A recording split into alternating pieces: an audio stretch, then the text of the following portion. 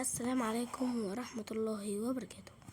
النهاردة ازاي تعمل دبل كيك في لعبة دريم ليجا 2023.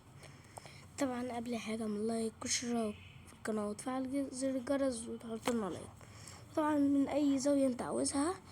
تمام، مثلا الزاوية اللي هناك دي. بكده تدوس على السين، بكده ضغطتين والدبل كيك بيتعمل بدون اي مشكلة.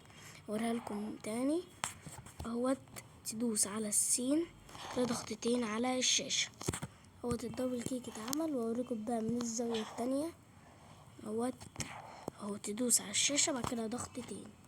تمام، اهوت الدبل كيك بدون اي مشكلة. تاني اوريها لكم اهو، ضغطتين على الشاشة اهوت. اوريكم مرة اخرى، اوريكم هناك تاني